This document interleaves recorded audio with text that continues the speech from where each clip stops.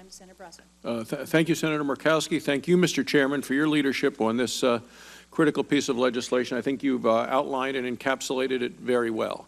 I greatly appreciate the time that you and your staff have spent working on this bipartisan bill. It's an important step forward to ensuring a stable and a predictable helium market. In 1996, Congress passed legislation which required the Secretary of Interior to sell off the helium in what is known as the Federal Helium Reserve. The reserve is an underground geological formation which stores crude helium, and it's located, as the Chairman has said, in Amarillo, Texas. The reserve is the one major long-term storage facility in the world. It accounts for about 30% of the world's supply of helium. This supply is essential to manufacturers of important technologies such as MRIs, semiconductors, microchips, fiber optic cables. It's also critical to the Defense Department, to NASA, to our national labs, and to the larger scientific research community. However, it's unclear whether this vital supply of helium will be available for sale over the next few years. Loss of this supply would cause a severe disruption in the helium market and significantly increase costs for American manufacturers. Our legislation, the Helium Stewardship Act of 2012, will ensure that this supply of helium remains available for sale.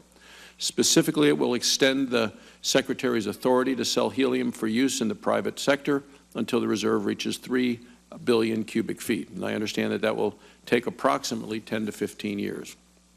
Our bill will also encourage the exploration and production of alternative sources of helium, such as those in Wyoming, which has over 50% of the nation's helium reserves.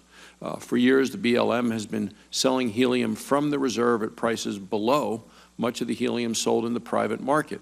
And because the Federal Helium Reserve accounts for such a large portion of the world's helium supply, this BLM's below-market prices are depressing the prices of helium in the private market. As the National Academy of Science explained in the 2010 report, market forces that otherwise might encourage the development of additional sources of crude helium have lost their influence, and the incentives are weakened for users of refined helium to invest in conservation and reuse of refined helium. The National Academy of Science has also concluded that the BLM's pricing policies no longer serve the interests of the U.S. taxpayers. Well, this legislation today will ensure that the American taxpayers get a fair return on the sale of helium from the reserve. Specifically, the bill will require the Secretary to sell helium at prices that approximate the crude helium price in the private market. This, in turn, will encourage the exploration and production of alternative sources of helium, such as those in Wyoming, as well as the conservation and reuse of this valuable resource. In conclusion, Mr. Chairman, I'd like to once again thank the witnesses for their willingness to be here with us today. Thank you, Mr. Chairman. Thank you, Senator Murkowski, and look forward to the testimony.